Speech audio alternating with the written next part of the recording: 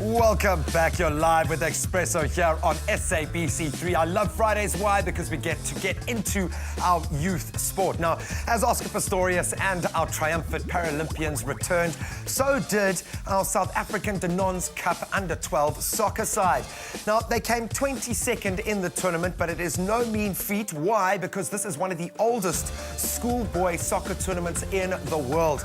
They touched down on South African soil, and I'm glad that they got a nice welcome from the South African crowds.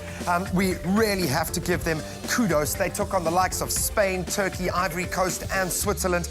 The young lads won 3 out of their 8 games against some pretty stiff opposition. The highlight, I think, was the win against Germany, and that went down to the wire in a penalty shootout.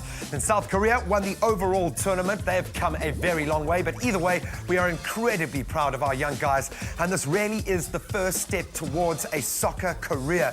I mean, I worked with Benedict Vilakazi way back when he was 17 years old, and he came through the Danon Nations Cup. So well done to those youngsters. Now, speaking of football, if you're in the Soweto area this weekend, make your way down to the Maponya Mall for some scintillating street soccer action.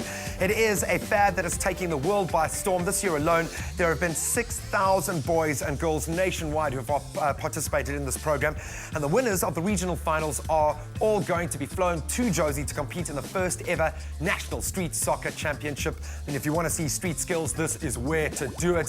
So get behind these young aspiring athletes. Tomorrow at the Maponya Mall, it is going to be a great day out. Now, if rugby is more your thing, you can get down to Heidelberg for the next installment of the Atlantic 7 series, which got off to a flyer last weekend, taking place across the country over the next couple of months. The 7 series is the premier 7 series across the country, with the best schools at the traditional 15-a-side format trying their hand at a more expansive running rugby.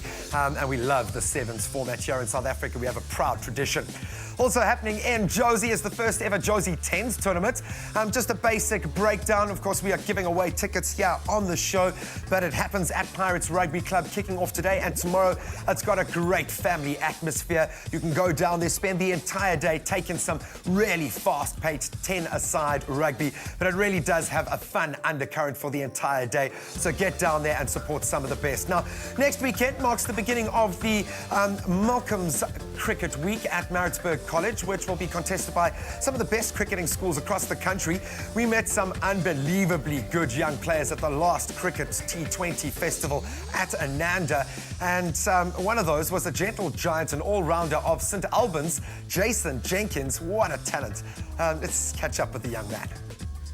Well, I started from a young age, 7, and I've just been playing all through my school career. But when I went to high school, I got a lot of injuries, so I had to sit out for 6 months at a stage. The reason for my injuries is because of I've been growing too quickly, and so basically the bone just grows too quickly for the muscle, for instance, my hamstring, and then it just starts tearing off the bone and making splinters. So you just have to wait for it to clear up, and then you can start playing again. Besides cricket, I play rugby. I was actually a hockey player until last year, and this year I started playing rugby, and I made the first team for St Albans College, so it's been a good year for me.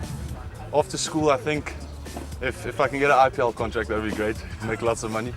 But otherwise, we'll see how it goes with the sport. If I get selected for anything, that'll be my dream, I guess, but otherwise I'll have to go study.